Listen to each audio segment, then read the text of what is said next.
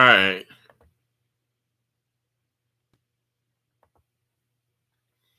Hello and welcome to the video. My name is Wade Smith, and this video is entitled, Have You Ever Noticed How Ignorant and Uneducated Most Atheists Happen to Be?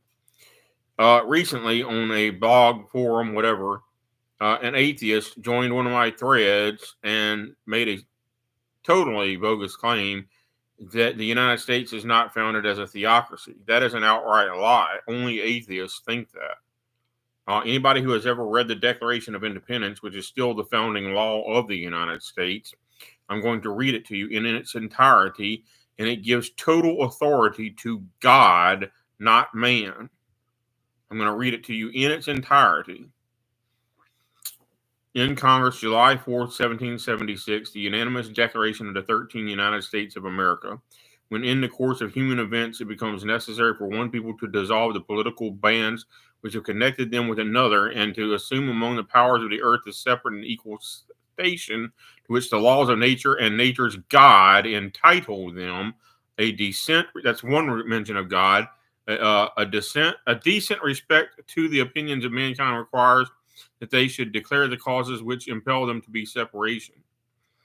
We hold these truths to be self-evident, that all men are created equal, that they are endowed by their Creator with the certain inalienable rights, that among these are life, liberty, and the pursuit of happiness, that to secure these rights, governments are instituted among men, that's three mentions of God already, deriving their just powers from the consent of the governed, that whenever any form of government becomes destructive of these ends, it is the right of the people. It is the right of the people let me stress that, to alter or to abolish that government and to institute a new government, laying its foundation on such as like right now, where the Democrats want to force you to not believe in God, and force you to not have a gun to protect yourself, and force you to have an abortion,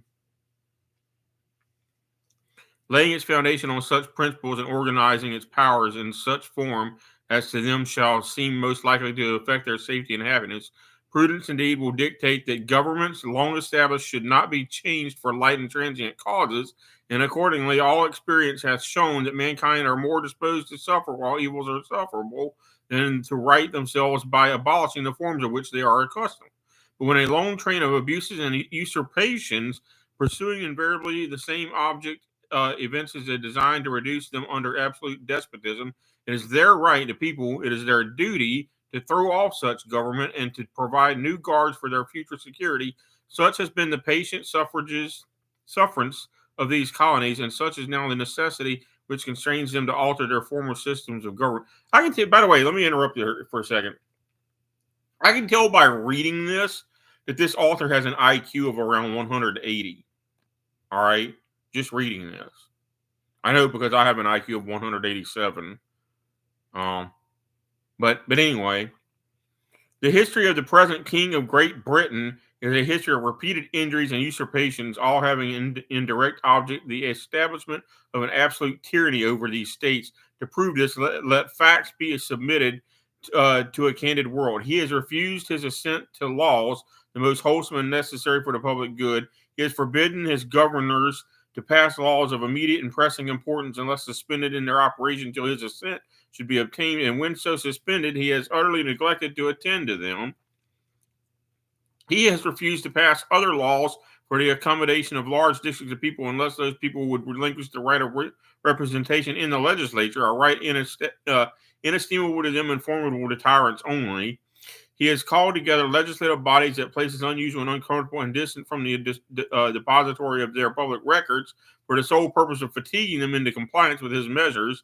He is, in other words, like he'd make you go all the way to Great Britain to discuss the law instead of sending somebody to you. He has dissolved representative houses repeatedly for opposing with manly firmness his invasions on the rights of the people. He has refused for a long time after such dissolutions to cause others to be elected, whereby the legislative powers incapable of annihilation have returned to the people at large for their exercise, the state remaining in the meantime exposed to all the dangers of invasion from without and convulsions within. In other words, uprisings or wars. He has endeavored to prevent the population of these states for that purpose, obstructing the laws for naturalization of foreigners, refusing to pass others to encourage their migrations hither, and raising the conditions of new appropriations of lands. He has obstructed the administration of justice by refusing his assent to laws for establishing judiciary powers. He has made judges dependent on his will alone for the tenure of their offices and the amount of payment of their salaries. He has erected a multitude of new offices and sent hither swarms of officers to harass our people and eat out their substance. He has kept among us in times of peace standing armies without the consent of our legislatures. He has effected to render the military independent of and superior to the civil power. He has combined with others to subject us to a jurisdiction foreign to our Constitution and unacknowledged by our laws, giving his assent to their acts of pretended legislation. In other words, he actually made fake legislators who just voted his way every time anyway. For quartering large bodies of armed troops among us, for protecting them by a mock trial from punishment for any murders which they should commit on the inhabitants of these states, for cutting off our trade with all parts of the world, for imposing taxes on us without our consent, for depriving us.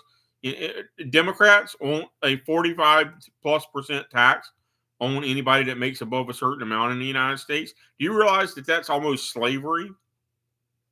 That the primary reason the colonists rebelled against, one of the primary reasons the colonists rebelled against Britain was the insane amount of taxes that the British government was charging. And we actually pay higher taxes now, even poor people do, than what the colonists paid to Britain at the time. For depriving us, and that's the Democrats' fault, by the way, for depriving us in many cases of the benefits of trial by jury, for transporting us beyond seas to be tried for pretended offenses, for abolishing the free system of English laws in a neighboring province, establishing therein an arbitrary government and enlarging its boundaries so as to render it at once an example and fit instrument for introducing the same absolute rule into these colonies, for taking away our charters, abolishing our most valuable laws, and altering fundamentally the forms of our government, for suspending our own legislatures and declaring themselves invested with power to legislate for us in all cases whatsoever. He has abdicated government here by declaring us out of his protection and waging war against us. He has plundered our seas, ravished our coasts, burnt our towns, and destroyed the lives of our people. He is at this time transporting large armies of foreign mercenaries to complete the works of death, desolation, and tyranny already begun with circumstances of cruelty and perfidy scarcely paralleled in the most barbarous ages and totally unworthy of the head of a civilized nation.